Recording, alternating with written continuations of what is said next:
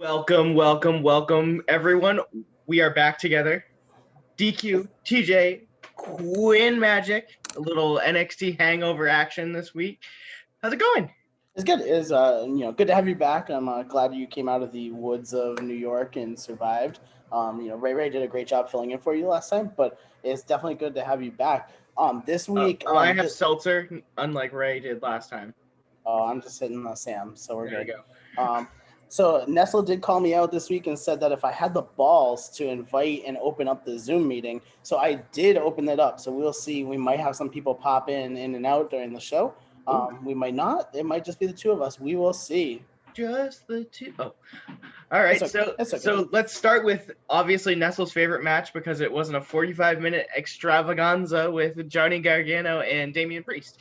Well, it's two of his favorites. Wait a minute. Hold on. Do you hear that? I think someone's trying to chime in. Oh, look. Nestlemania is here to talk about this match. Nestle, how are you? Welcome. Yeah, welcome. Gargano, Priest, no one likes them. Whoa. That was a little rough. Well, let's get right into that match. Danny, how do you feel about it? I enjoyed it. I thought I'm still not all in on Damian Priest. I am not a big Gargano mark like you are. Just kidding. But I thought it was a solid match, and I did like that it wasn't like a 45-minute extravaganza. Well, it had to be. It was a better match if it was that way. But all right, Nestle, come on, man. We don't need this kind of negativity and the Hangover. That's not the weekly show. But there's a lot of good back and forth, a lot of kind of teasing that Gargano is going to weasel his way out of there with the title. So it was great storytelling and a pretty good match. Yeah, and the thing about Damian Priest that really it kind of like won me over for when he was in Ring of Honor.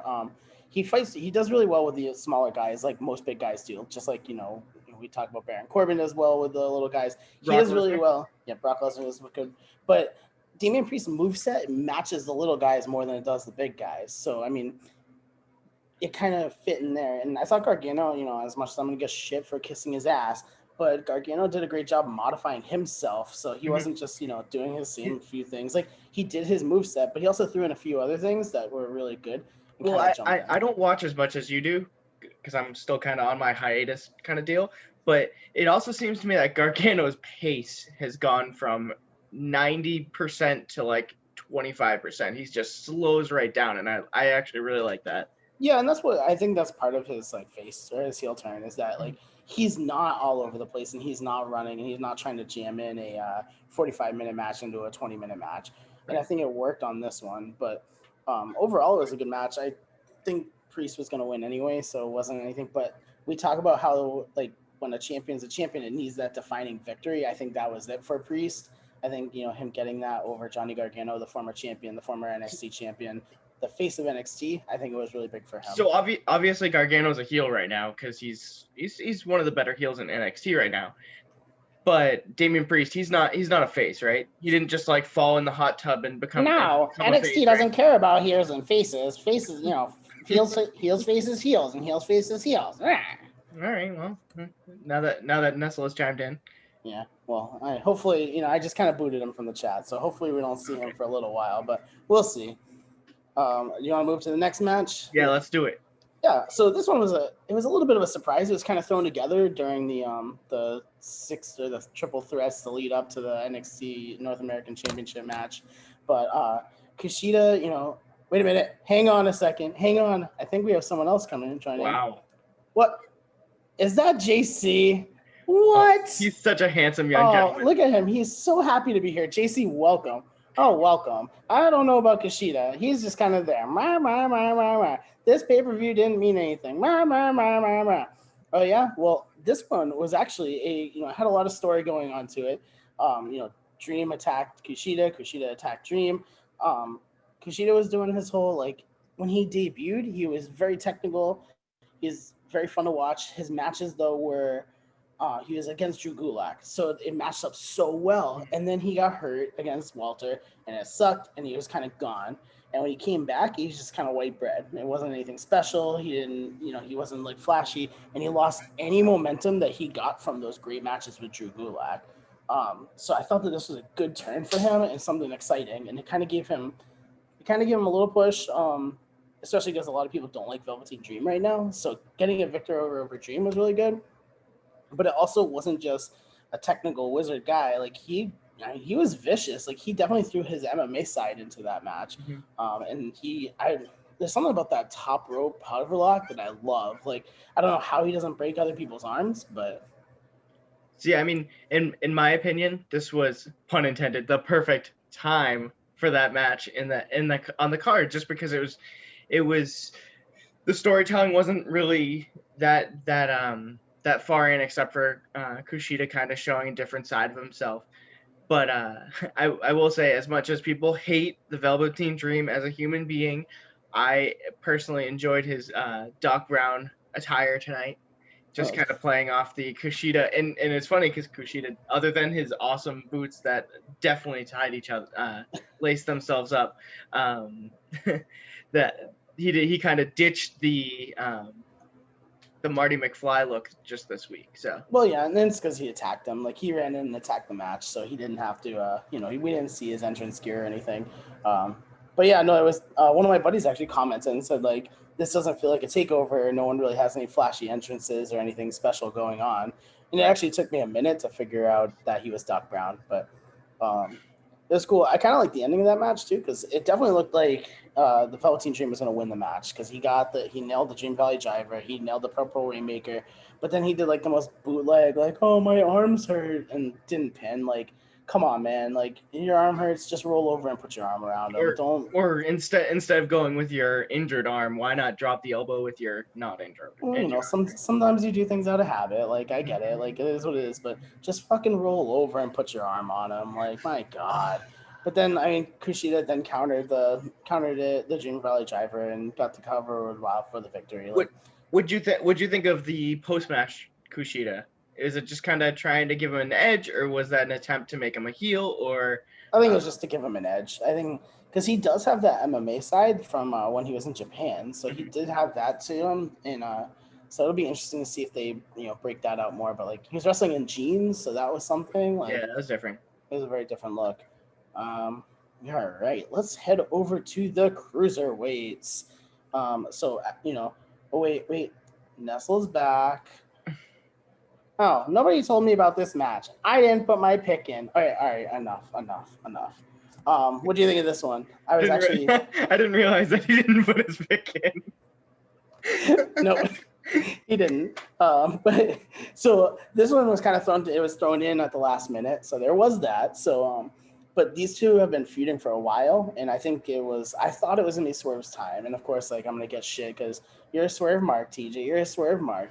That's fine. Like he is, I've liked him since he was in Lucha Underground, and I saw him for the first time. And I liked him in MLW, so it's great to see him here and excelling. And I truly did think it was going to be his shot, especially when there was interference to take out the rest of Phantasma. When he kicked out of the Phantasma Driver, like it was just storytelling at its finest. But how the hell he didn't win with a house call on the 450, I will never understand. But I will say for such a great match, the finish was just sloppy as hell. Like Swerve definitely missed the turnbuckle. The cameraman definitely caught him missing the turnbuckle, and he was kind of like, "Oh, my head."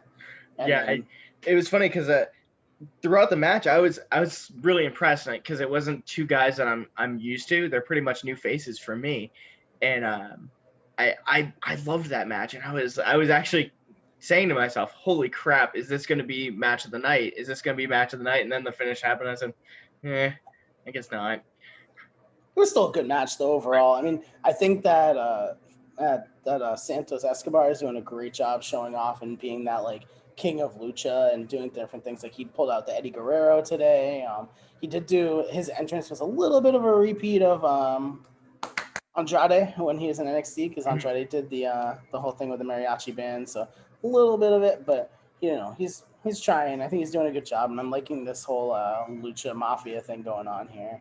So we'll see where he goes next. I think he's done with Swerve. I think Swerve's moving on, but we'll see. I'd like to see a little Cameron Grimes, but that's a little heel versus heel, I guess. So we'll to see. The moon. Send him to the moon. So next up was the women's championship between Io Shirai and Candice LeRae. I think it was exactly what I expected it to be.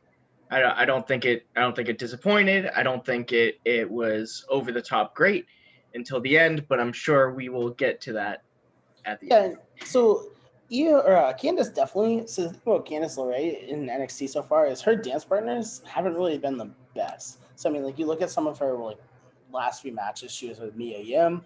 She was in that 4-way match. Like everything about the last few time matches she's had have just looked really bad and have hurt her heel turn. Like she had a lot of momentum after the heel turn happened, and then it just kind of everything fell flat. And I don't want to blame her per se because I think she's a great wrestler, but sometimes you do need. I mean, it takes two to tango, and the matches have stunk. This one was the exact opposite. She had Io Shirai, and she was able to shine and bring out everything that she can do. There was I wrote in here that the ref bump was a little over the top. The second ref bump. So the first one when she elbowed him, like it was okay, like that was it. And then the second one when Io like flung the ref out, he looked like Caruso in the NBA Finals, where he just like went flying out of nowhere. I laughed so hard when I saw Johnny running down the aisle, putting on the shirt backwards, like inside out, mind you. Yeah. And I laughed so hard. And then when he did the fast count, and we got the text from the group chat saying Johnny can't even do a fast count, I laughed. Yeah, it was a funny spot. I didn't want that to be the finish though, because we've already seen Bailey do it a month ago. So which is probably what they were teasing. So people were like, "Oh, come on."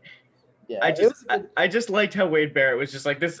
That's not how it works. That's totally not how it works. Yeah, the best one was so he got mad and he kicked the bottom rope, and my wife was like, "Why is he kicking the rope? He looks like a big baby." And I'm like, "Oh, that's like classic heel wrestling." And then he got launched out of the ring and was like throwing a full on like 2-year-old tantrum on the ground. It reminded me of like Jericho in the 2000s when he was like super whiny. So I'm sure. Don't compare him to Jericho. I also enjoyed the you get out of here. No, you get out of here. You get out of here. Yeah. Give me my shirt. Like it was actually his shirt. Like what? Hey, as a backup just in case. Oh shit! Sorry. I'm just too excited about these Nestle and JC puppets. It's Can I just say I made these, and my wife's like, "Why do you have puppets of these two guys? Like, what are you doing?" I'm like, "Just let it happen. You'll understand later." Just let it be. It's fine. All right, let's go on to the main event. Kyle O'Reilly. Wait. Oh, sorry. Yeah, were you surprised that Ember Moon was the special reveal?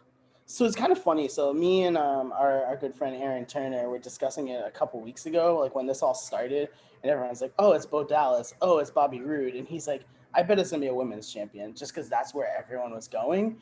So 100% made sense. And I mean, I didn't predict it. I'm not gonna pretend I'm Nestle and be like, I didn't think it was obvious. Gonna be it was so obvious. I knew it all along. It's Ember Moon. Wah!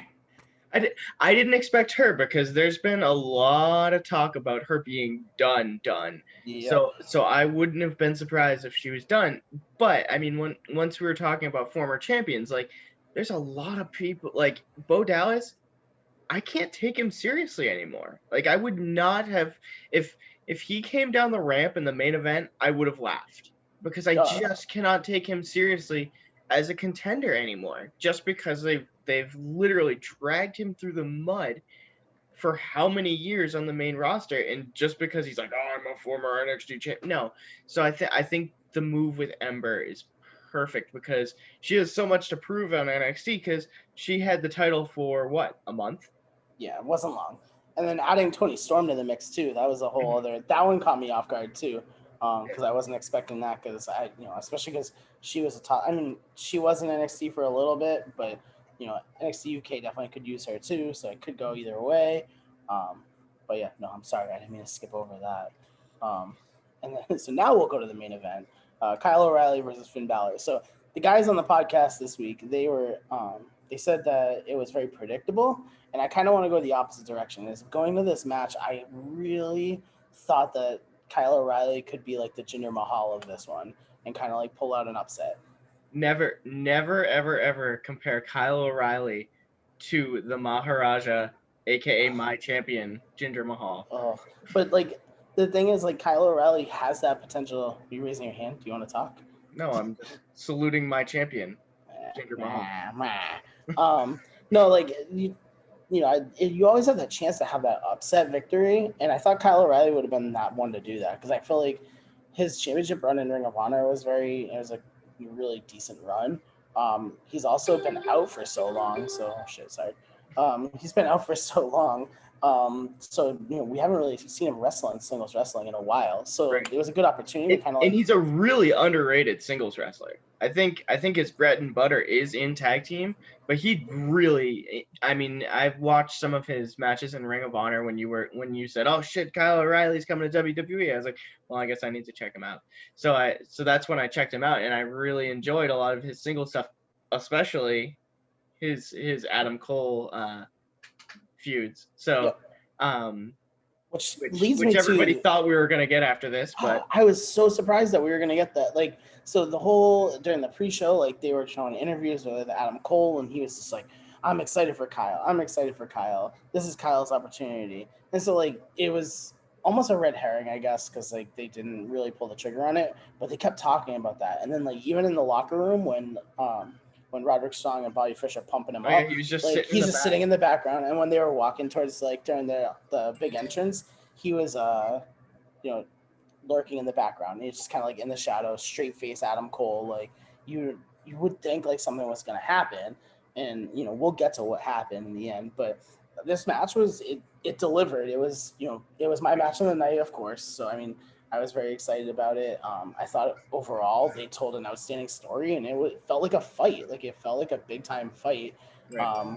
with the ultimate respect in the end of it all. So and I mean, like it showcased O'Reilly big time, and extra props for O'Reilly. Like as a diabetic, being able to put in long, enduring matches like that's holy crap.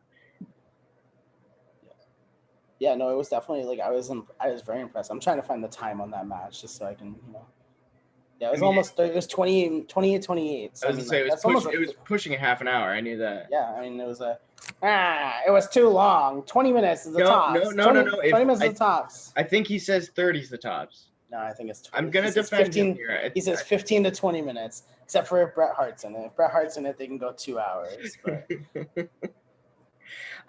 so I do want to talk about the ending there. They did have the ultimate respect. The match was awesome.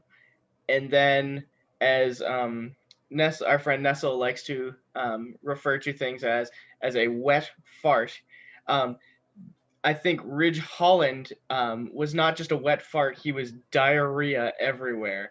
What the hell were they doing? Like, are they teasing some sort of UK thing with Finn Balor, or like because Balor definitely played dumb on that one, so we'll see. Like, I mean, because I feel like if they were gonna tease something, they would have actually done it. I just like it was definitely like I knew who Ridge Holland was, but even like I did the Conor McGregor, like who the fuck is that guy? Like why is he doing like? Why is he there? Like he has no business there. Right. I don't know why they're pulling the trigger on him because he almost killed Johnny Gargano a few weeks ago. If it was Dexter Loomis, sign me up. Yeah, 100%. If it was Cameron Grimes, sign me up. If it was if Cameron Grimes came in and carried Adam Cole on his shoulder, we would have bigger questions. I could just picture him go to the moon. if he was carrying Adam Cole on his shoulder, like first off, the Undisputed Era wouldn't just be standing there; they would have just chased him away. I mean, my argument is, give me someone. I mean, like they might go somewhere with this, but I mean, it was kind of just one of those endings that it was just like, huh? Yeah, and it doesn't like. Usually when they do like a post-credit ending like that, like it's something exciting, like something we're talking about. Oh, like the Undisputed Era? Yeah, the Undisputed Era debuting, Kevin Owens turning on Sammy, like Ciampa attacking Gargano, like all these great like post-credit moments, and then like Ridge Holland just shit all over all of them just by existing. But I mean, we'll see. I don't want to like let it go and like it end up being the coolest thing. He's the newest member of Undisputed Era. Undisputed Era would go from being the coolest thing in wrestling to being like Undisputed Era featuring Ridge Holland. ugh. I don't know. I just don't like when someone does like when you almost injure one of your biggest stars and he's not one of the biggest stars. Johnny Gargano is a piece of shit. You know, like when you almost break his neck like they did a couple weeks ago, like come on, like you can't push him as a top star. Like we'll see. I guess we'll see. Like time will tell. I'll give it a chance. Well, let's not shit on it yet. What was your match of the night, sir? Main event, no doubt. I think O'Reilly put up a awesome display and kind of showed why he can be a big deal in the singles competition. They were selling every little injury, like a spleen kick, like liver shots, just things like that. It's a whole new ball game when they get into details like that. Yeah, it felt like a UFC fight because I've been all up in UFC lately. So, but that's how it felt. And I mean, reality, JC is my buddy. I can't make fun of him. It's not like Nestle, a piece of shit.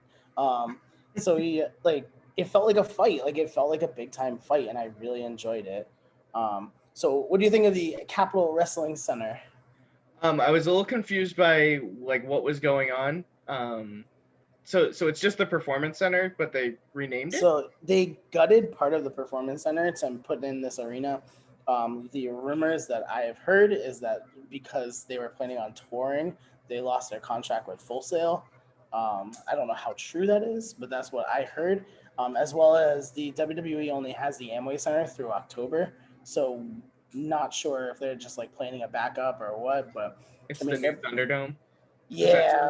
Yeah, from the sounds of it, but again, like these are all just rumors and what I'm hearing from. I wanted to turn the volume off from the people banging on the glass, but that said, this is probably the first wrestling show I've watched in a little while, so that could have been a thing before. And someone wanted the banging on the glass. This guy, he said the first time that he just like, I want to see them banging on the glass. I want to see this like. You can blame Nestle. He asked for it, and of course Nestle knows. So when he asks for something, the WWE listens and they do it. So, I do like the feel of the cage though. Like I thought that was. It was a cool. little odd, but I didn't hate it. Like when I first saw it, I think it gives it more of a. It kind of feels. Yeah, remember we played in that indoor soccer place that one time that had the instead of plexiglass they had cage like that. But I think it gives it more of like a rough around the edges look rather than the polished, overly produced Thunderdome. You know what I mean? And I think that's kind of has always been a calling card for NXT. Is they peel away some of that polish and make it a little more feel like more of the indie scene. So I think that's what they were going for. Yeah, and I don't know if they pulled it off, but that's what I saw in the interview with Triple H. He said that he was trying to like do like an homage to old school wrestling in a way. So I mean, like they did have the microphone that dropped down. They had that. So all right. Oh yeah, and Halloween Havoc's coming back. Like Halloween. I think Ray called that one.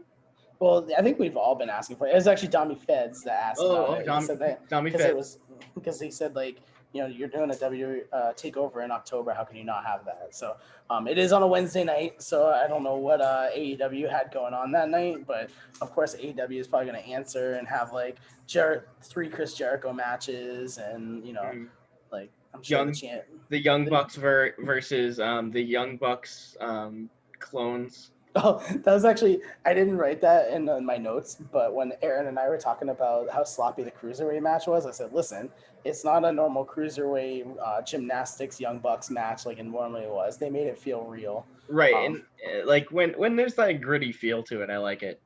Also, I did mention, I didn't say it, but in my notes for the main event, I did say that this is the best NXT match that didn't have Johnny Gargano, Adam Cole, or Tommaso Ciampa in it. So I am going to have to add that to the match of the year, the long list that me and JC have. Oh my God. It's getting out of hand. It is actually getting very out of hand. So good luck narrowing that down. We're going to have a lot of work to do in a month or so. Do you have anything else you want to add, bro?